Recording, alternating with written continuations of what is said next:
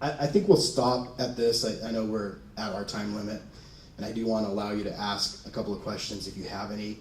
What follows here, and we'll distribute this again to you gladly, are some of the academic studies and research that have shown the power of employee ownership. We've had now 43 years to experiment with this, so it's not really anything new, and several universities have put a lot of research into this and can speak to the power of it. Perhaps the one slide I will share is this one here.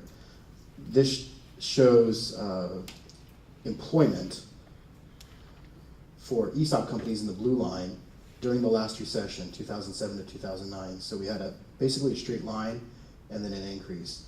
Whereas the broad US economy, there was a significant decline, about a 5% drop in total jobs in the economy. So ESOP companies have been shown to be very recession resilient and to be, I think the study says 4 times less likely to lay off employees during the Great Recession that we just went through than their peers. All right, any questions then? Yes? I've also heard that ESOP corporations can make acquisitions and then deduct 100% of those acquisition costs. That is correct. ESOP companies can deduct the cost of acquiring targets. It's even better than that. If you're an S-Corp ESOP, you don't care about deducting it because you don't pay taxes anyway. So you can use your tax-exempt cash flow stream to acquire targets. Absolutely. Huge competitive advantage. In fact, Amstead, I pointed out in that list of ESOP companies, that's exactly what they've done. They've acquired almost 100 businesses. Most of them are not even related to their core business in the rail industry. They saw their industry is declining and needed to diversify, and so they're invested in everything you can imagine nationwide, using their tax-exempt ownership structure to do it. Great question, Karen? Can you give an example of stock balances for employees of successful ESOP companies? Yes, the question is example of stock balances for successful ESOP companies. I'll first say that all of that, the average benefits to employees has a lot to do with the ratio of equity value to payroll. Okay, so if you have a company that has a high value and a relatively low payroll, then the valuations in the employee accounts are going to be much higher because you're taking that equity value and dividing it in fewer pieces. Conversely, if you have a relatively low value business with lots and lots of employees, headcount, maybe a low margin business, then the results are going to be maybe less amazing. So it's all over the map as far as what the average benefits look like. I can tell you that every year under the approximately 130 plans that we administer, we have at least 20 or 30 millionaires retire every year, which is pretty cool, okay? 6-figure account balances are exceedingly common. For employees that have put in 20 years of service with a company, it's usually over $250,000 would be typical. Okay, so the benefit rates are many times that of a typical 401k, and I wasn't going to show you more slides, but I actually have a slide on that. Okay, national average ESOP account balance at retirement age, 55 to 64, $350,000. Compared to national average 401k balance for the same age group. So that's one of the things the politicians like about this, is that they know that the retirement system in America is in crisis, right? And here's a solution. Yes, sir? Are the IRS limits still apply for all those, I'll call them the 18,000, 24,000, 32,000? Yeah, some of the limits do apply, some don't. So the 18,000, that's the deferral limit that applies to 401ks. Well, this is not a deferral plan, so that limit doesn't apply. The annual addition limitation, $55,000, I believe it is, under 415, yes, that applies. Okay, so it is still a qualified plan. Some of the limitations do apply, some don't. Does the ESOP have to invest, investing the money in domestic businesses and stuff like that? Does it also get monitored on its fiduciary liabilities to make sure it's investing in institutional funds that they're going to, qualify for those types of funds? So the question is about investments. Okay, It's only the selling shareholders that have to invest in that way. The ESOP-owned company has no obligation to invest in anything, right? And so what does an ESOP-owned company do with all of its excess cash flow that it's accumulating because it's not paying taxes and it's distributing nothing to shareholders in forms of dividends? The answer is it depends.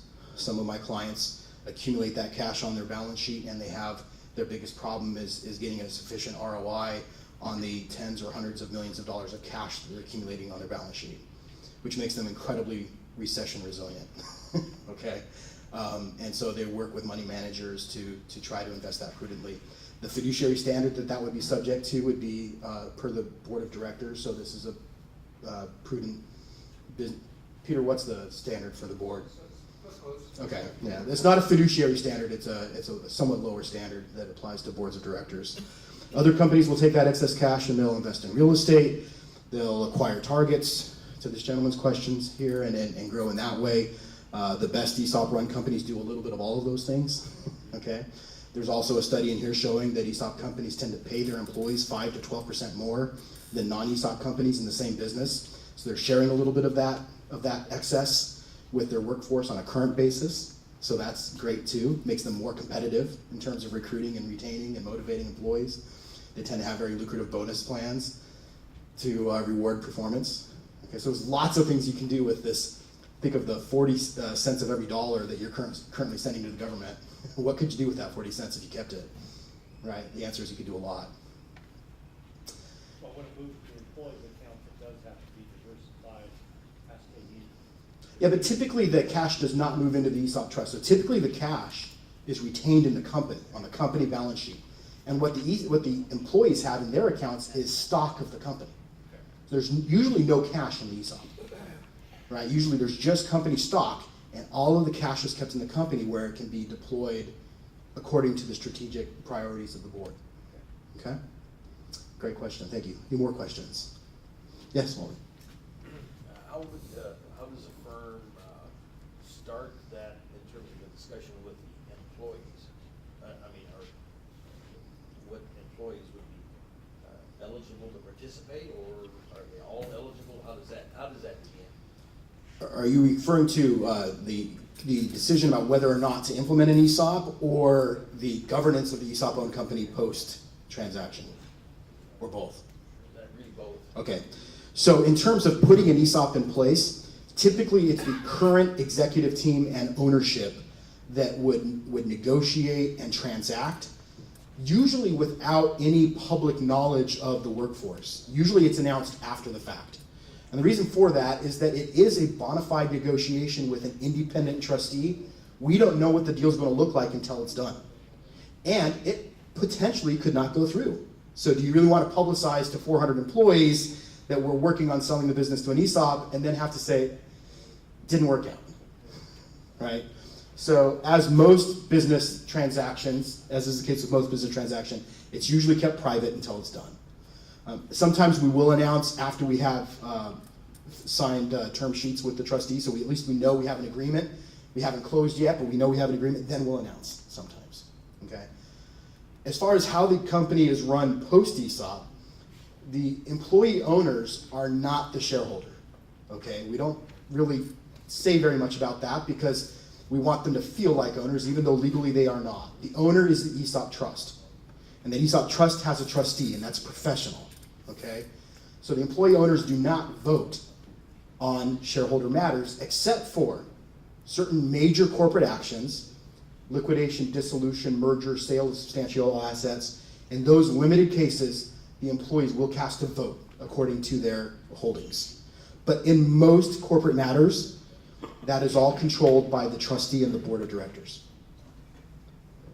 Some ESOP companies extended more liberal voting privileges, optionally, to the employees, but that's not required. Okay. Any other questions?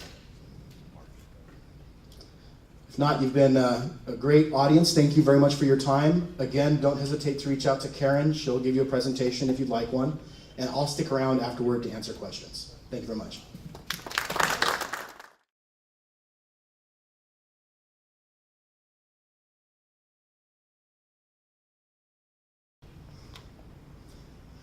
Why are business owners interested in ESOPs? Well, first of all, it creates a very flexible and tax-efficient business succession plan. You have the ability to create a market for your own company stock where none would exist in a typical privately held business. And it provides a way to protect the identity and legacy of the business.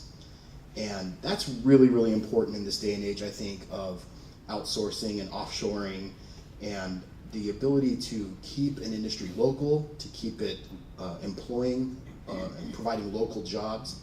It's a huge deal, huge benefit.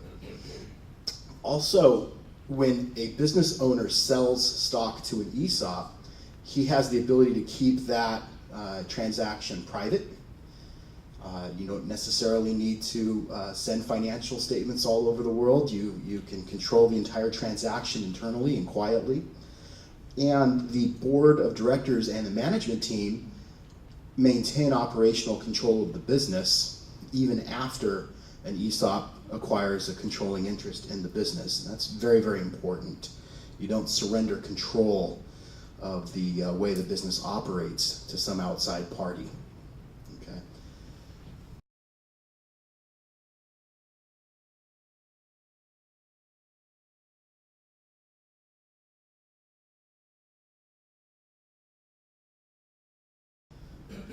And then it gets better. So, if the ESOP-owned company elects to be taxed as an S corporation, then as you all know, that produces a K-1. Company doesn't pay its own tax, it gives a K-1 to the owner. Well, who's the owner? It's the ESOP trust. The ESOP trust, since 1998 anyway, is a tax-exempt shareholder. And not only, like all qualified retirement plans, not only is it tax exempt from regular income tax, there's a specific exemption from unrelated business income tax that applies only to ESOPs, not to 401ks or profit sharing plans or any other kind of retirement plan. So, ESOP trusts that hold S Corp stock don't pay any taxes on the earnings of that S corporation. So the end result is a for-profit business that is privately owned and pays no tax, ever.